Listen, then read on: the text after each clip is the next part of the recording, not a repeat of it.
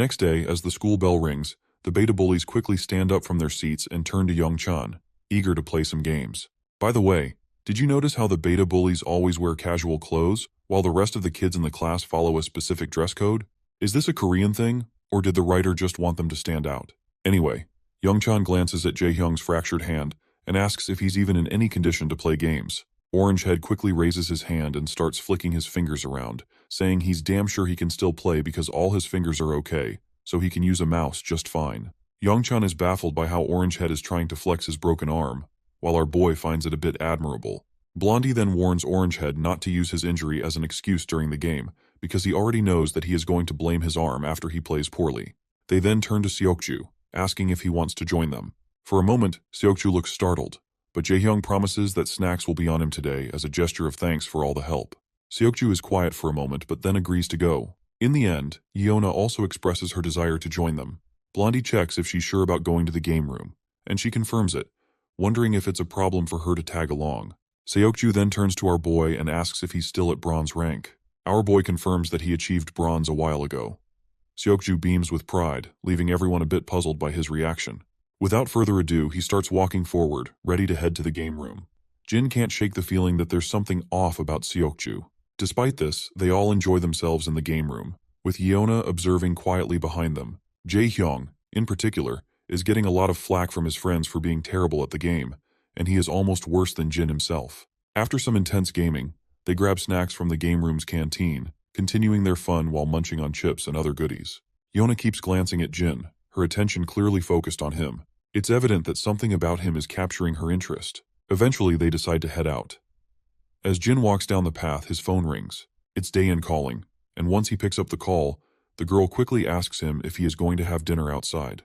Jin tells her he's almost home, and just as he says this, he spots Grandpa and Daeon standing there in the distance. Jin asks where they're headed, and Daeon and the old man reveal they're off to pick up some groceries for dinner. Jin decides to join them, but the old man is concerned that he might be tired. Jin responds that he's fine, since he was just hanging out with friends. At the grocery store, they diligently pick out everything they need. Once they're done shopping, Jin volunteers to carry all the bags. As they walk out, Jin's attention is caught by a shady figure standing nearby. The person is wearing a hoodie and exudes a serious, intimidating aura. Jin quickly realizes who this man is, and the figure greets Jin and calls him 001, making Jin's heart skip a beat. The scene flashes back to the past, showing a younger Jin and the same man with long hair, who appears to be a fellow mercenary. In the present, Jin's reaction to seeing this man is immediate, and he starts walking toward him, leaving Grandpa and Daeon puzzled by his behavior. Grandpa then curiously asks if this man is someone Jin knows. In response, Jin explains that they were teammates from back when he used to live elsewhere. The old man then tries to make a good impression by introducing himself as Jin's grandpa. The man responds with a pleasant smile, though Daeon looks a bit startled and begins to step back. While the two exchange deadly glares to each other, Grandpa points out that the newcomer must be tired from traveling, so he invites him to join them for dinner. However, the man politely declines, saying he was just in the neighborhood and thought he'd drop by to see Jin. Grandpa then decides to give Jin and his friends some space, so they begin walking off to let them catch up.